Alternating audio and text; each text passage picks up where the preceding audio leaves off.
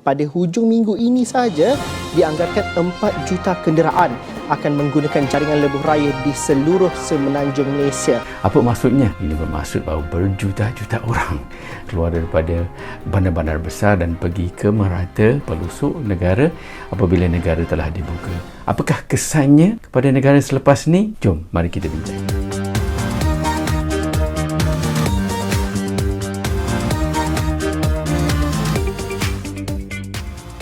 Okay, Assalamualaikum warahmatullahi wabarakatuh. Apa khabar semua?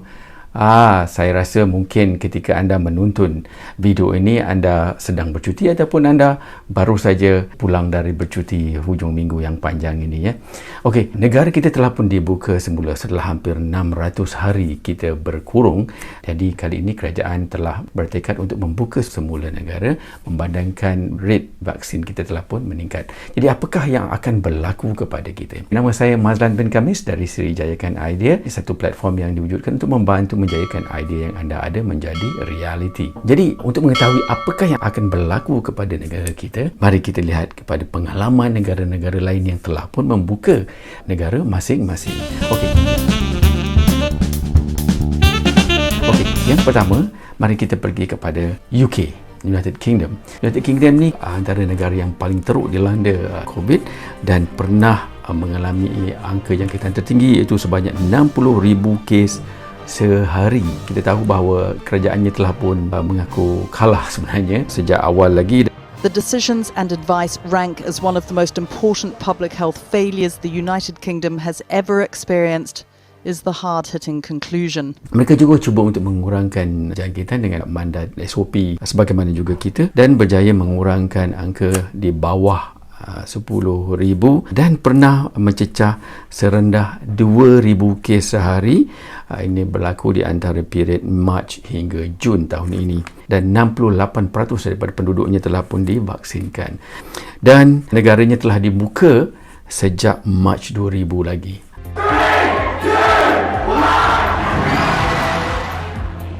Akan tetapi, dengan kedatangan Delta, angka jangkitan telah meningkat semula kepada puluhan ribu dan kini kejangkitan sehari ialah 40,000 kes sehari. Jadi, apakah yang dia buat sekarang ni? Dia decide to live with it. Okay? Jadi dia tak ada buat apa-apa, dia dah macam give up sikit, akan biarkan sahaja, dan ramai yang takut jangkitannya akan terus meningkat nanti. Children in schools across England be forced to wear masks again, to socially distance, even perhaps take an extended 2-week half-term break in a bid to tackle rising COVID rates in the classroom. Kemudian kita pergi pula kepada Portugal, antara negara yang paling berjaya menyekat COVID. He says Portugal has won the battle and should be a role model for other countries. Pada tahap tertinggi, dia mempunyai jangkitan sebanyak 16,000 kes sehari. Akan tetapi, ianya telah berjaya mengurangkan jangkitan ke serendah 300 kes sehari. Ini berlaku di antara Februari hingga Jun, dan sejak itu ia telah pun dibuka semula. Tapi berlaku lonjakan kembali dengan Delta juga sejak Julai tahun ini, dan telah sampai ke angka 3,700 jangkitan sehari, dan kini dia telah pun menetapkan curfew semula, mengenakan curfew semula, iaitu rakyatnya tidak boleh keluar di antara pukul 8 malam hingga ke 5 pagi. Jadi itu apa yang berlaku di Portugal, dan Portugal juga telah pun memvaksinkan sebanyak 85% daripada keseluruhan penduduknya. Itu antara yang tertinggi juga. Kemudian kita pergi kepada jiran kita yang dinobatkan sebagai antara negara yang paling berjaya dalam melawan COVID, pernah mempunyai jangkitan tertinggi di peringkat awal dulu sebanyak 1,500 kes, dan kemudian berjaya menurunkannya sehingga ke bawah 10, kes bawah 10, dan pernah mendapat 5 kes sehari. Rate vaksinasinya ialah juga antara yang tertinggi, saya katakan tadi, ialah 84% daripada penduduknya telah pun divaksinkan. Jadi mereka sangat comfortable dan telah pun tidak mengenakan SOP yang ketat sejak Disember 2020 lagi. Akan tetapi berlaku lonjakan semula mulai Ogos 2021. We know that Singapore reopened at the 80% vaccination rate and it's now suffering. Dan kini jangkitannya lebih tinggi, dah double daripada apa yang mereka pernah lalui dulu.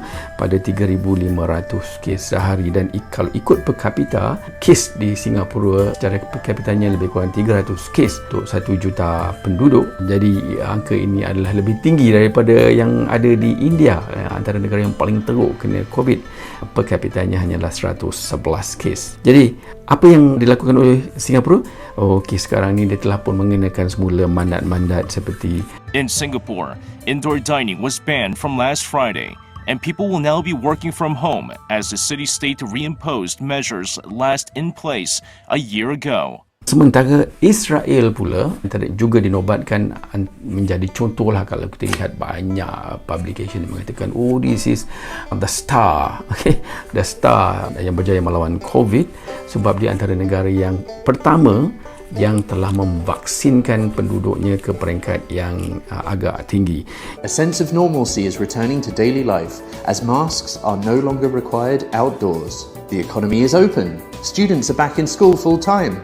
Live theatre and sports are back on. Jadi jangkitan tertinggi Israel sebelum ini ialah 11,000, dan mulai Mac ke Jun dia telah pun berjaya menurunkannya ke kadar kurang daripada 20 dan mencecah angka terendah 10 kes sehari, dan mereka telah pun membuka 10 negara sejak Julai 2021. Akan tetapi sejak kedatangan Delta, angka telah pun meningkat kembali dan pernah mencapai jangkitan tertinggi 22,000 kes, double daripada apa yang mereka ada sebelumnya, dan itu dengan populasi yang kebanyakannya telah pun divaksinkan. The medical staff at Tel Aviv's Ichilov Hospital are back in crisis mode. Nurse Iman shows us around the intensive care unit for COVID-19 patients. The ward had to be reopened a month ago.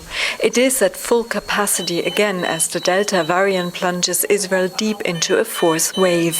Dan apakah yang dilakukan oleh Israel? Israel dah impose semula penggunaan pelitup muka, mask, dan sekarang ni telah pun membuat booster shot kepada populasi yang memerlukannya.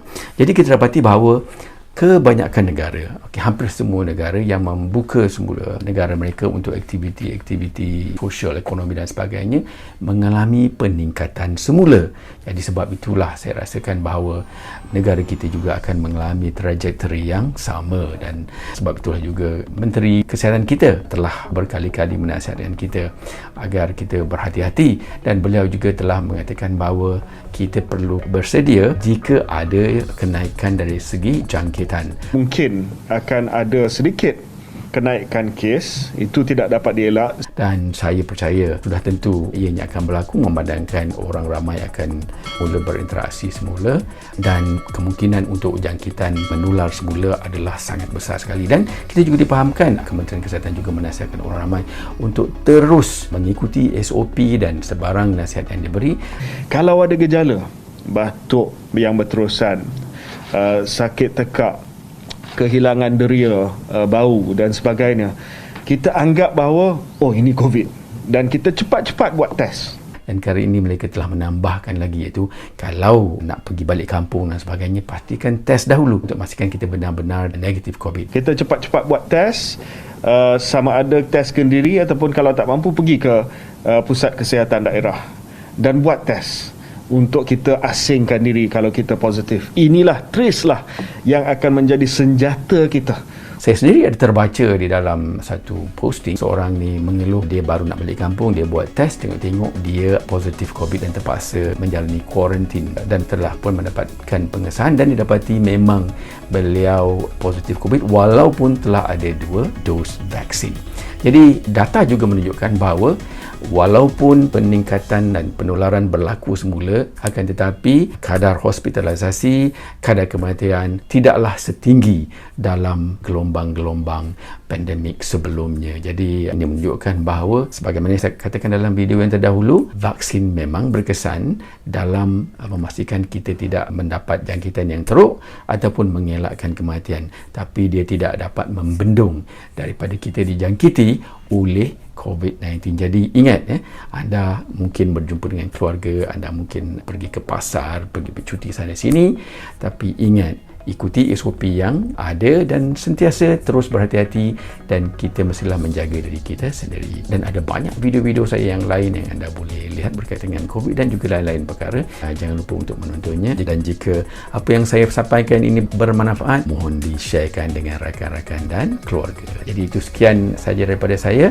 Selamat berjumpa keluarga dan semoga kita terus menjaga diri kita sendiri dan juga keluarga, dan insya-Allah kalau sama-sama kita melakukannya, mungkin kita akan mendapat rekod yang lebih baik daripada negara-negara lain. Terima kasih. Assalamualaikum warahmatullahi wabarakatuh.